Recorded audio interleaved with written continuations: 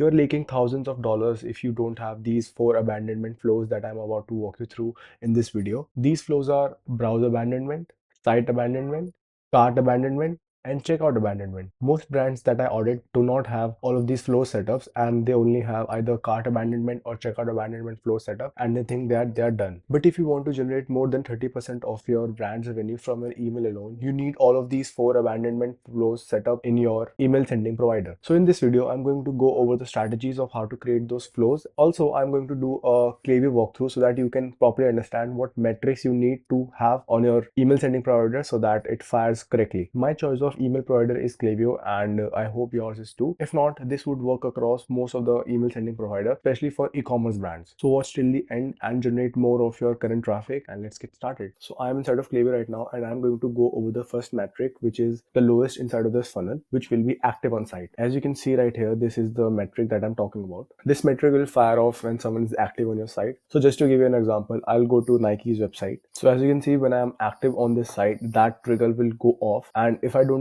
take any action right here and I will just leave the website, that metric will allow you to target those customers who just were active on your site and did not do anything and just logged off. You can target those people with that metric. So it might be the lowest in the funnel, but it is still important. You can make sure that is working by clicking on it here. You'll see this graph which is going up and down, right? So if your active on site metric is performing well, this is how it would look like. Where you can find this metrics is on your left side of the computer screen. You need to go to analytics, and from there you need to click on metrics, and from here you can either search active on site, and this metric would show up. And as you can see, this is working because it's tracking. So once you have this metric firing, you're good to go. So the next abandonment flow in this funnel would be the viewed product abandonment flow, and it's going to go off when someone is on your website and they are checking your products and they actually click on a product, and after checking out a product they don't do anything, they just leave your website. So that's when that viewed product flow would fire off. And let me show you what metric you need inside of Klaviyo or any of your email sending provider to have that. Go on to Klaviyo, search in metrics, viewed product. Once you search viewed product, this metric should be inside of your email provider, and if you click on it, as you can see, this is working as it's tracking everything. So next up is a flow that most of the brands that I audit do not have, but they think that they have. So how they confuse the two. Again, on the website, I'll show you how it's done. So let's say when someone adds to cart a product, right, they check their number and they add it to cart. This is what added to cart is. I have added the product into the cart, but I have not bought it still. So this is the added to cart flow, and this will only go off when someone has added to cart a product but they haven't started the checkout yet. And we have another flow for the checkout started when someone has started the checkout but have not yet purchased from you. So that flow will go off when that's the situation. Most brands confuse added to cart and checkout, but they are a bit different. Add checkout is a little further down the funnel and added to cart is little before in the funnel. And the metric that you need for that flow to go off is added to cart. You need to have this Shopify added to cart metric inside of your email sending provider. If you don't have this, what you need to do is disable your Klaviyo and Shopify integration and re-enable it. So by doing that, this metric should appear inside of your Klaviyo account. When you click on it, as you can see, this is getting tracked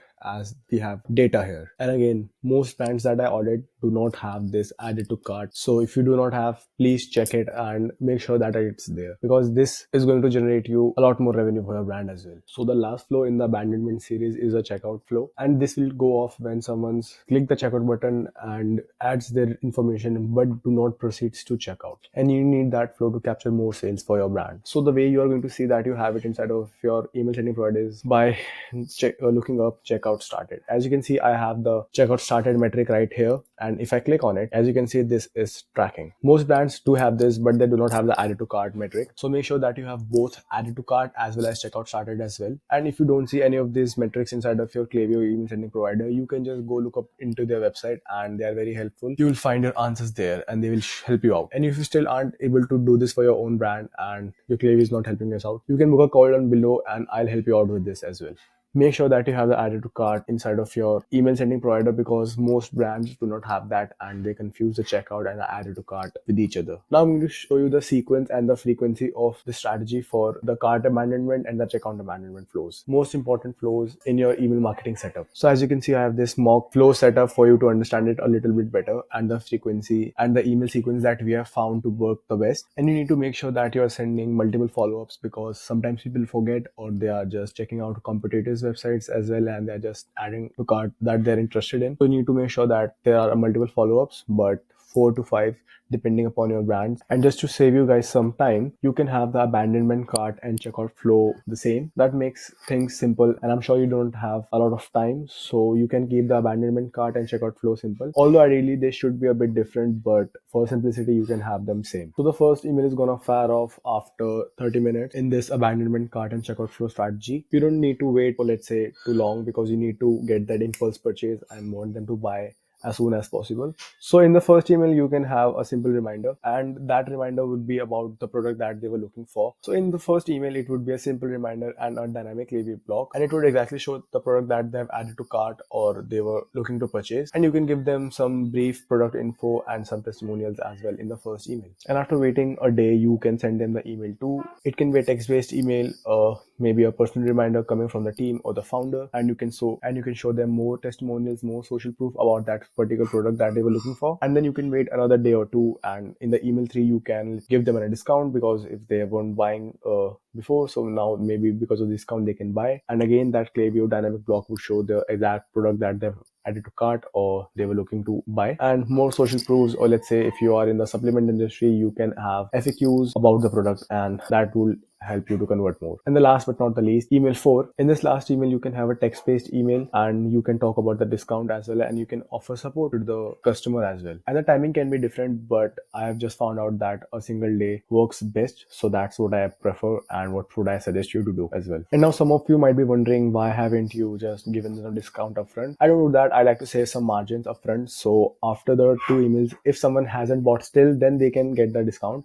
But most people buy after the first and second email, so that saves the margins for the brands that we work with, and it works out pretty well for us. So now we'll go over the browse abandonment flow strategy, and this basically is about when someone checks out the product but did not end up buying it, or did not end up adding to cart or checkout started. So this is where this flow would fire off. And again, you want to wait 1 hour or 2 hours, let's say, and in the email 1 you need to show the product that they were looking at and give them some social proof about the product, the brand, and you can showcase some other products with that as well.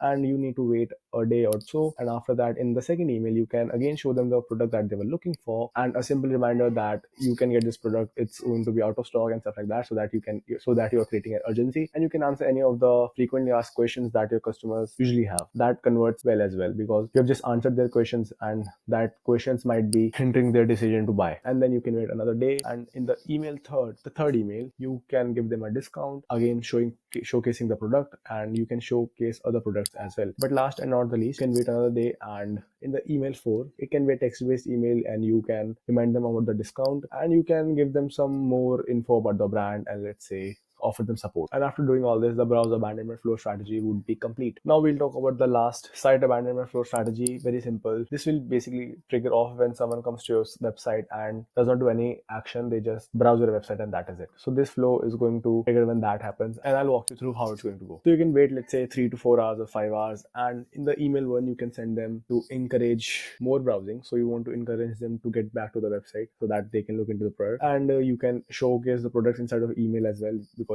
if they might something, they can just buy it right off the bat, and you can offer support. You can wait another day or so, and in that email you can personally remind them, or that reminder can be from someone from your team, or let's say the founder, etc, etc. And you can basically address brand uniqueness there and point them in the right direction. And you can have another flow after this as well, but 2 email flows for that strategy would do. So after implementing all of these flows should give you most bang for your buck, and they are quite concise and efficient as well. So now, just to make sure that all of these flows are properly working, what you need to do is A/B testing. A/B testing is very important. So once you have set up every single thing, what you need to do is A/B test a lot of things. You can A/B test timings, subject lines, previews, and your email structure. And all of these A/B tests would really depend on the type of brand that you're running. So for some brands, let's say a time delay of 10 minutes works, and for some brands, let's say time delay of 4 hours works. So it would really depend on your brand. So what you need to do is keep optimizing it and A/B testing it over the time as you go. After doing all the A/B testing, you should have the most optimized flows for your brand. And I'm kidding you not, they will help you generate more revenue from your existing CAC and ad spend. So make sure that you have every single thing that I've talked about in this video set up. And if you need my help to set those things up, I am right here, and you can just book a call down below and I'll help you out and your brand. And in the next video, I'm going to go over how you can actually create these flows inside of Klaviyo. So if you're confused about how you can create these inside of Klaviyo, refer that video and that will help you out. And yeah, that is it for this video. And let me know what else do you want me to create a video on, I am open to suggestions. You can just